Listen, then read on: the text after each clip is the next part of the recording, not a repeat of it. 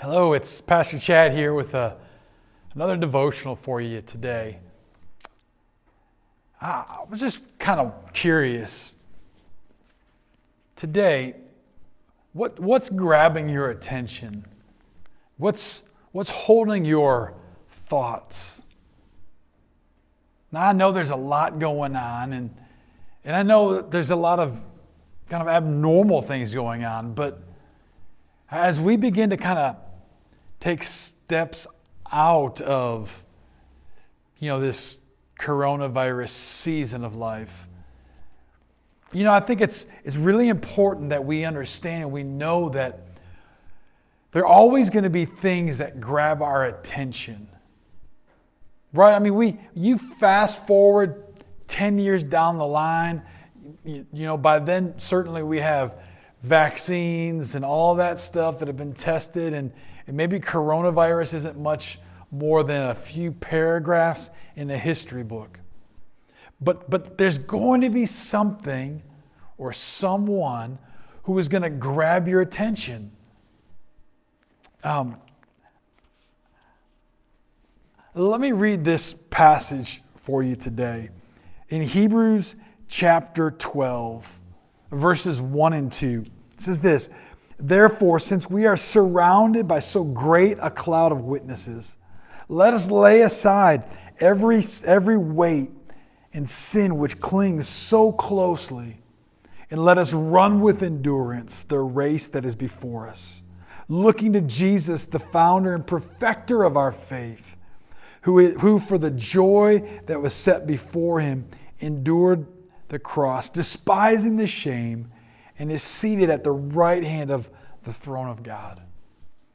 Listen, I'm reminded of a song. It was a song that I heard growing up, the church I attended. It's called "Turn Your Eyes Upon Jesus." Now, a pretty familiar hymn, especially if you kind of been brought up in church. Sometimes I love to learn some of the backstories, maybe some of the inspiration behind some of these great stories that were written. This story was written by the name of a woman, by a woman by the name of Helen Lemmel, if I'm pronouncing it correctly. And she was a very talented musician during her lifetime.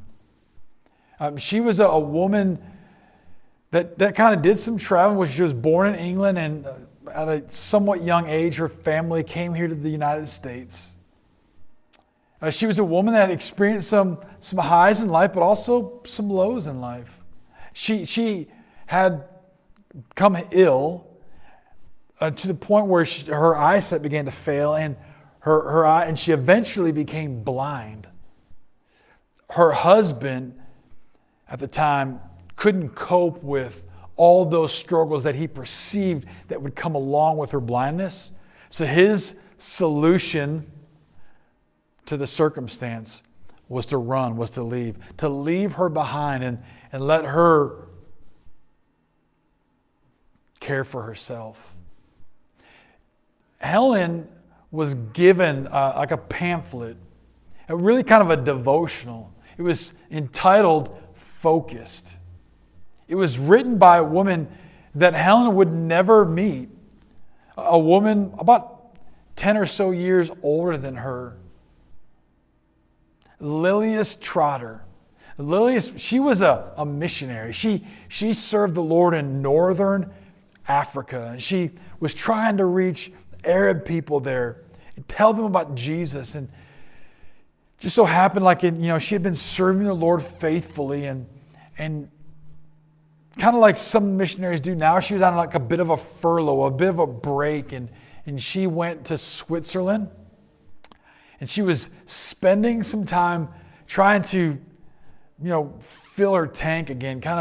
She was exhausted physically, emotionally, probably even spiritually. And here she is, just kind of come to a point where she could recover. And she says that she met God through a dandelion. Right? She heard the Lord through a dandelion. She happened to find herself again in Switzerland, spending some time alone with him, opening up her Bible, and just the nature, the beauty of it all struck. And she sees this kind of withered or somewhat withered dandelion. But the sun's coming up, and the dandelion is just almost seeing the shadow of that sun. And it just captivated Lilius. And she wrote in this diary that would kind of become a little bit of a devotional that Helen would read when she was 55 years old.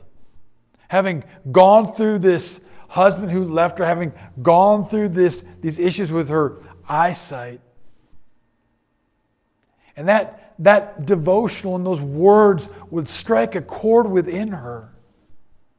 And she would write that what I would consider famous hymn, "Turn Your Eyes Upon Jesus." That chorus says, "Turn your eyes upon Jesus.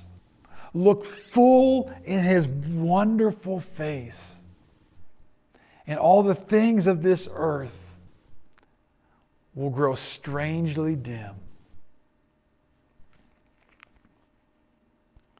in the light of his glory and grace." There are a lot of things that are trying to grab our attention right now.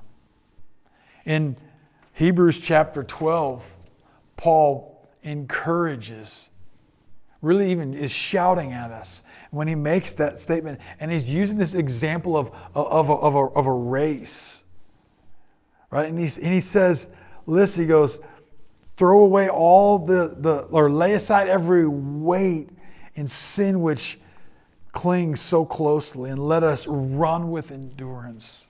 He reminds us there not to be focused on the things that are trying to drag us down. Listen, I don't know where you're at in your journey. I mean, we all have things in our life that we can look back on and that we're maybe ashamed of. I mean, that sadden us, that we wish we could go back and change. Listen, we all have struggles. We all have sins. Even you that are believers, I mean, we still have things. We still trip every day. And what Paul encouraged us in Hebrews, and what I think that hymn reminds us, is that when our soul, or when we find ourselves troubled, man, don't gaze on those things. Don't look on those things. Don't be captivated by the things of this world, but rather turn our eyes towards Jesus. Man, look at his wonderful face. And all those things around us, they'll grow strangely dim. It amazes me because Helen Lim, well, as she advanced in life, and she lived a long life, almost 98 years old. After her husband left her, she would struggle really the remainder of her life. She wouldn't have what we consider much by earthly standards. But what many people will say is when she was asked, "How are you doing?" her response was, "I'm doing well with the things that count." So I guess my question for you today is, how are you doing? And where is your attention? I want to encourage you, if you're struggling today, I mean, if you're feeling beaten down, if you're feeling distracted, if your emotions are you're battling depression or frustration, maybe other things have caught your attention.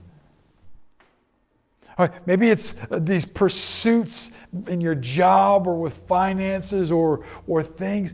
I don't know what it is, but I want to encourage you today. And turn your eyes upon Jesus. I love you guys. I can't wait to see you.